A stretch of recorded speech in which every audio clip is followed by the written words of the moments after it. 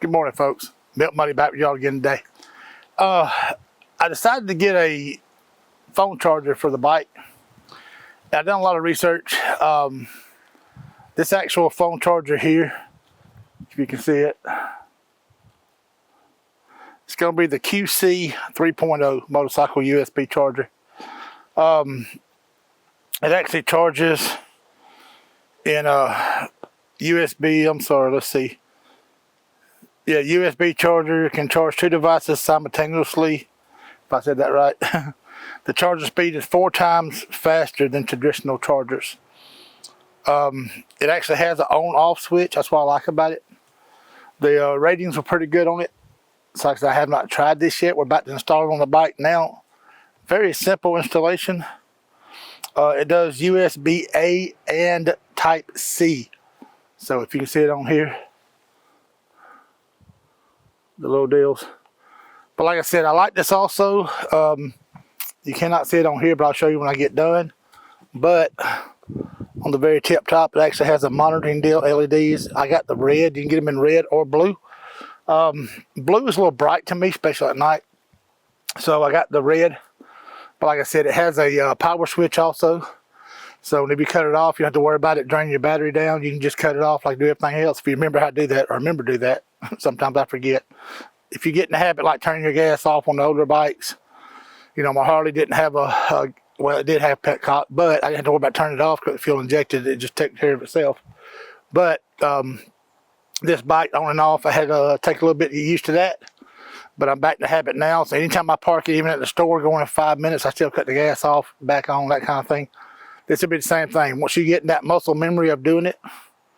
So anyway, we can get to it. Let's install this thing, see how it works. I'll let you watch the installation. Very simple, should be. We'll see. All right, my next step here is to unbox this thing. Let's see what all it actually came with. I have not opened it yet. It's a little baggie here. Let's see what's in it. By the way, you can tell by my long sleeve, it is a little cooler here today. If you hear me sniffing just a little bit, I have been riding this morning. And that's what made me decide that I wanted to come out and do this. Alright. We actually have the charger itself with the cord. Little set of instructions here. Somewhat. Another little mounting kit that goes with it. This can be for your handlebars, or if you want to do a flat mount. And the fuse is in the bag. It's always good. And then here's an adapter. Just in case your stuff is backwards, you can always turn it around with this little adapter. And then there's one more, the actual manual. So the other one I got is like a quick start type deal. And you got a manual. So anyway, let's get this thing mounted. Then we'll hook it on up, see what it does. I will say though, by my first impressions, it is a little bit smaller than what I thought it would be. I guess that is pretty decent. But as you see, you get the on and off switch. Your deal and your display on top. So we hook it up and let's see how it looks. Be back in a minute. Alright, the first thing we're going to do is remove our seat. By the way, this is a 2001 Yamaha Roadstar. Most motorcycles are about the same. You're going to either use your key to remove it, or some of them have a switch. That should tell you your owner's manual and all that good stuff. So, on this particular one, put your key in. Do not push down. Just turn your key.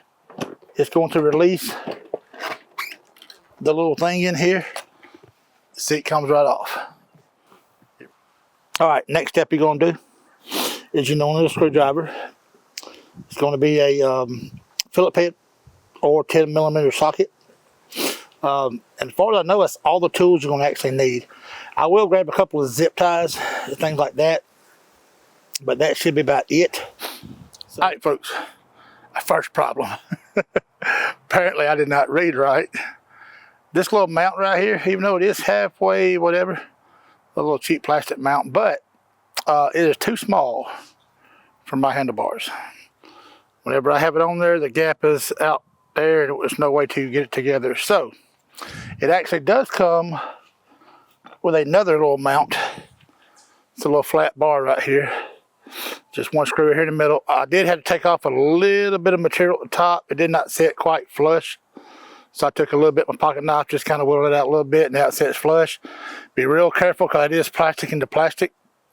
Metal screw, it will strip out. I did not, luckily. I've got it pretty tight in there though. But I did find another place that I can mount this. Not the ideal deal, the ideal place, but sometimes you have to do what you have to do.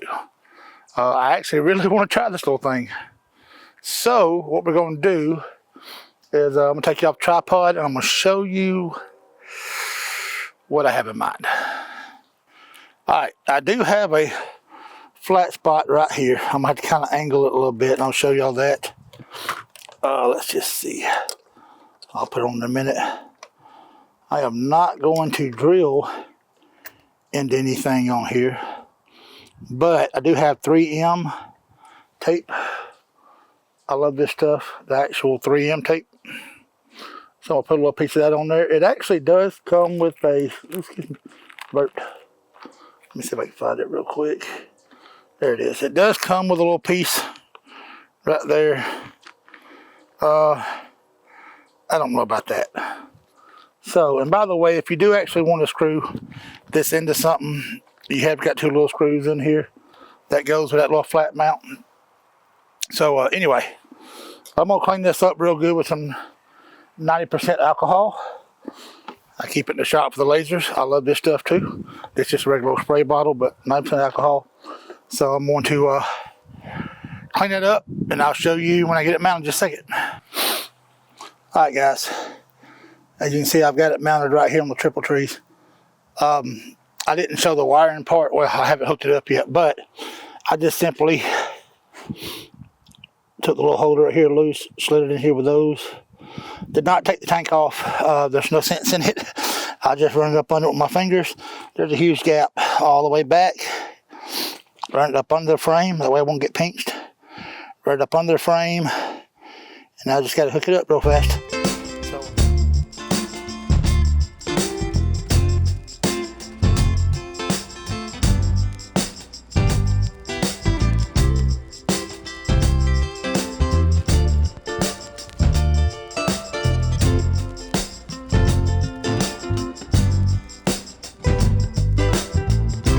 Alright guys, let's power it on and see what happens. Good deal. It's showing 13.2 volts.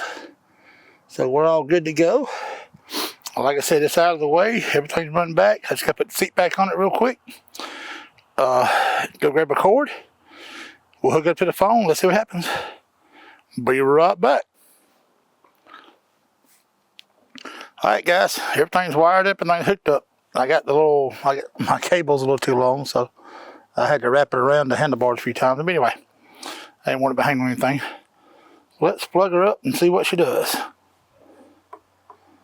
Oh, might help if I plug it up. I mean, if I turn it on. Well, there it is. I got it plugged on, still showing 12.9 volts. I'm going to crank it up real fast.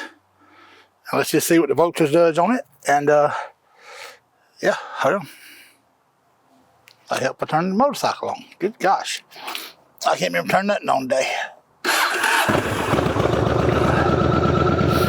Alright, well, it's gone back up to 14.1 volts. So I actually like this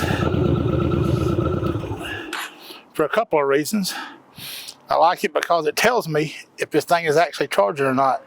So if you're ever going down the road and excuse me, your magneto, alternator, whatever, goes out, you'll actually know if you have this thing turned on. It'll tell you. If that voltage starts dropping, you know something's up. But I also do like it, the fact that it's dual, so I can charge my phone and the GoPro at the same time. I didn't bring a cord out here for it, but it has, like I said, the USB and the regular USB, I mean the USB-C, pardon me, and the USB. So I can hook up 2 different things to it. I've got chargers for both. So I'm gonna take this thing for a little ride and see what it does. Make sure it doesn't fall off for all this vibration.